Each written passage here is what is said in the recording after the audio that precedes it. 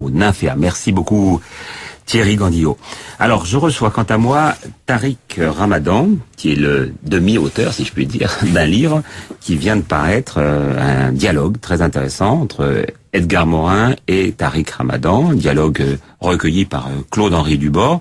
D'abord, est-ce qu'il a été facile à convaincre, parce que vous étiez quand même le diable, hein, vous avez une réputation sulfureuse, il y a des gens qui ne veulent pas vous recevoir dans leurs émissions, des gens qui ne veulent pas vous parler.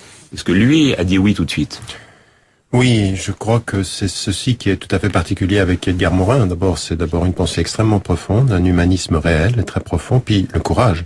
Et immédiatement, moi je l'ai connu comme élève en fait. Je l'ai étudié quand j'étais à l'université. Je l'avais invité à l'époque, dans les années 80 à Genève, il avait pas vu venir. Et puis finalement, il a lu, il me connaissait, il avait vu qu'on me faisait un faux procès, en l'occurrence, c'était sa position à lui, et dit, entrons dans le dialogue, il faut le faire, ce dialogue-là. Et donc il n'y a pas eu d'hésitation, au contraire, il y a eu beaucoup de respect mutuel, et puis au cours de notre discussion, beaucoup de reconnaissance mutuelle par la suite. Alors rappelons que vous êtes professeur d'études islamiques contemporaines à Oxford, à l'université d'Oxford, et vous êtes par ailleurs directeur du Centre de recherche sur la législation islamique et l'éthique. Est-ce qu'il y a beaucoup de... Voilà, vous n'avez pas du tout le même parcours, pas la même religion, tous les deux. Est-ce que vous vous êtes retrouvés beaucoup de points communs ? Oui, alors d'abord, une première des choses qui est un point commun dans nos parcours apparemment si différents, c'est que il a une identité, des identités multiples. Il a un parcours tout à fait intéressant en Europe avec une multiplicité d'origines. Edgar Morin, il est agnostique.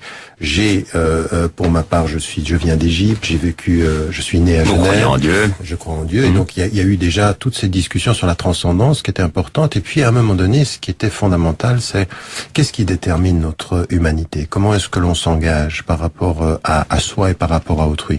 Et il y a des choses qui sont très, très importantes. Il a un souci de la cohérence. À partir d'un certain moment, il a privilégié, parfois sur ses appartenances, l'autocritique. Par rapport au communisme, par rapport à par rapport à quelqu'un qui est agnostique d'origine juive et qui dit à l'État d'Israël, il faut respecter le droit des Palestiniens. Et de la même façon, ce que j'essaye de faire dans ma vie, c'est cette même autocritique, c'est-à-dire de pouvoir dire ce que j'essaye de faire dans ma vie, c'est cette même autocritique, c'est-à-dire de pouvoir dire que il y a énormément de musulmans aujourd'hui qui trahissent ce que je crois être, ce que sont les principes de ma foi. Quand il s'est passé ce qui s'est passé dans les années 90, puis ensuite en 2001 aux États-Unis, où les États comme l'Arabie Saoudite ou l'Iran d'être très critique par rapport à ça. Il faut dire que ça n'est pas possible. Donc le souci de la cohérence, le souci de l'humanité, puis des histoires aussi qui m'ont beaucoup touché. Il a une histoire, par exemple, par rapport à un condamné à mort qu'il rencontre, qu'il pardonne.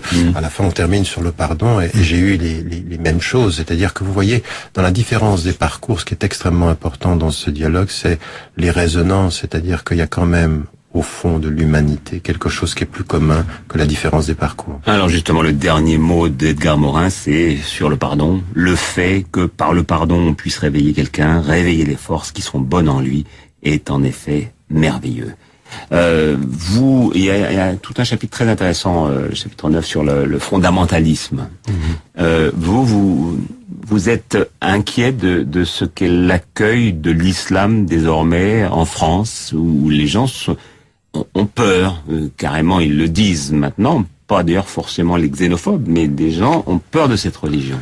Oui, je crois que c'est juste, la façon dont vous l'exprimez est tout à fait juste. C'est-à-dire qu'il y a une peur et qu'il faut distinguer ceux qui instrumentalisent la peur, qui peuvent être des politiques ou dans les débats que j'ai pu avoir avec Marine Le Pen, cette espèce de peur. Le populisme aujourd'hui en Europe crée plus de peur. Mais par contre, il y a une peur légitime qui vient de nos concitoyens. C'est vrai en France comme c'est vrai dans d'autres pays européens. Et c'est là où moi, j'appelle les Français ou les Européens de confession musulmane de faire un vrai travail sur eux-mêmes. C'est-à-dire que on n'est pas toujours responsable de toutes les peurs, mais à un moment donné, quand on est sujet de son histoire, il faut entendre ce qui est dit. Et puis il faut accepter de vivre dans un pays qui, au fond, est de tradition catholique, qui a connu plus d'églises que de mosquées. D'une part.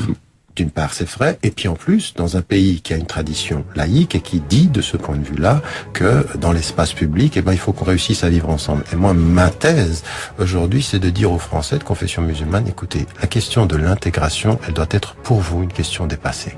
Aujourd'hui, vous devez être une valeur ajoutée dans ce pays. C'est-à-dire, qu'est-ce que vous apportez? Pas simplement quand on est sur un terrain de foot comme Zidane, mais quand on est dans la société. Et de ne pas apparaître dans le débat en France uniquement quand il s'agit de l'islam. On veut entendre. C'est pour ça que ce livre est important, parce qu'on parle de l'éducation, parce qu'on parle de la question sociale, parce qu'on passe de toutes ces questions-là. C'est là qu'il faut qu'on soit une contribution. Et ce livre s'appelle Au péril des idées, donc signé à la fois d'Edgar Morin et de Tariq Ramadan, publié aux Presses du Châtelet. Voilà, c'est la fin de ce 19h-20h. Je vous retrouverai lundi et Guillaume Durand vous retrouvera demain à 8h. Dans un instant, vous avez rendez-vous avec Laure Maisance sur Radio Classique pour un concert en direct de la Halle aux Grains à Toulouse avec l'Orchestre National de Toulouse. Très bonne soirée à tous.